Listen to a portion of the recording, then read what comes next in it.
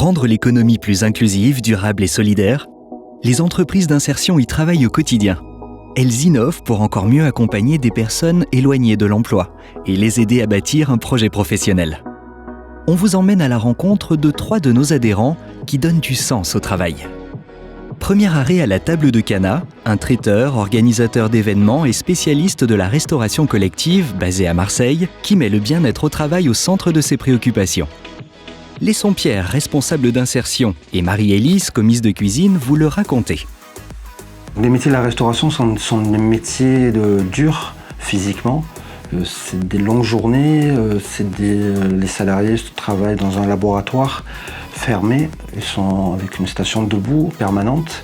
Le bien-être au travail pour nous est vraiment primordial. On travaille donc avec un ostéopathe depuis plusieurs années, c'est Jean-François qui intervient une fois par mois. Donc l'entreprise propose des séances d'ostéopathie, prend en charge le coût financier. Ça permet aux salariés aussi de s'apercevoir que leur corps est leur principal outil de travail, donc il faut essayer de le préserver.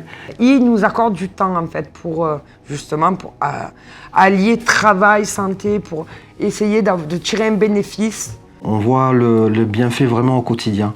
Ça permet aux salariés vraiment de gagner en confiance, de gagner en estime de soi. Ils sont vraiment impliqués dans leur parcours et ça permet de construire vraiment quelque chose de stable pour eux, pour leur avenir professionnel. Moi je viens au travail, j'ai toujours le sourire et je m'en vais, j'ai toujours le sourire. Donc, tout va bien. Super! D'ailleurs, faites-moi penser à prendre rendez-vous chez l'ostéopathe. Mais pour l'instant, prenons la route vers le nord. Enfin, rassurez-vous, seulement pour quelques kilomètres, puisqu'on s'arrête à Vitrolles.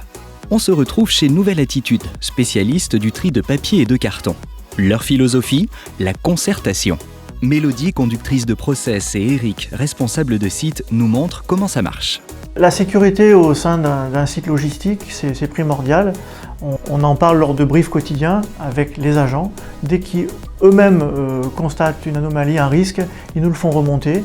Dès qu'on voit un sujet qui ressort et qui est un peu plus prégnant, un peu plus important, on organise une causerie sécurité de manière mensuelle. Quand on est en bas, quand on se sent en danger, donc on retient cette zone de danger et on en parle justement aux causeries sécurité. On fait participer un panel d'agents qui sont concernés par ce risque-là et on réfléchit déjà au risque, à l'analyser, comment ça se produit et derrière qu'est-ce qu'on peut mettre en place pour limiter ce risque et éliminer surtout l'accident.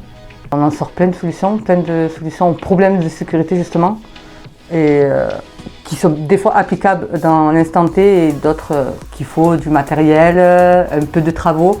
Il y a quelques mois, on a procédé à la réorganisation de la plateforme suite à un accident et on a pu analyser par des groupes de travail et on a identifié que les flux piétons et les flux chariots se croisaient, ce qui était impossible et générateur de risque.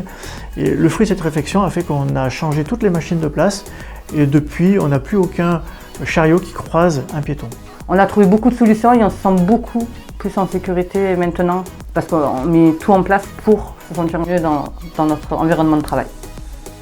Comme quoi, en échangeant, on trouve des solutions. Retour à Marseille pour vous présenter Lemonade, expert en recyclage.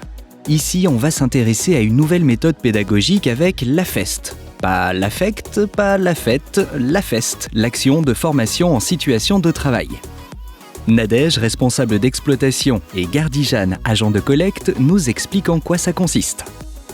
Les difficultés en termes de formation qu'on pouvait rencontrer donc sur les postes d'agent de collecte et de logistique, c'était surtout lié au fait que c'est des postes polyvalents, donc avec un panel de missions et de compétences à acquérir assez large. On a décidé de mettre en place l'action de formation en situation de travail au sein de Lemonade pour pouvoir formaliser et structurer des temps de formation des nouveaux salariés avec les salariés expérimentés.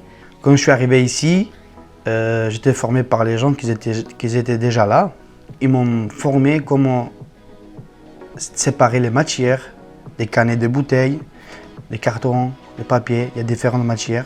Les points positifs qui ressortent de la mise en place de l'AFEST, c'est de permettre aux salariés nouvellement arrivés de prendre conscience des compétences qu'ils vont acquérir pendant ce moment de formation et de pouvoir cadrer et formaliser des temps justement dédiés à l'auto-évaluation. Après mon formation, je montais en haut et on a fait avec Nadège évaluation. Et en disant qu'est-ce qu'on a fait toute la journée, est-ce que c'est bien fait ou pas, sinon qu'est-ce qu'il me manque à apprendre. C'est aussi permettre aux salariés expérimentés de les valoriser dans la transmission de compétences et aussi de pouvoir, valoriser ces compétences face à potentiellement des futurs employeurs lors d'entretiens d'embauche par exemple. Notre visite est déjà terminée. Ces 3 entreprises qui innovent ne sont que des exemples parmi beaucoup d'autres. On espère qu'elles vous auront inspiré dans leur volonté permanente d'ajouter du sens à la création d'emplois.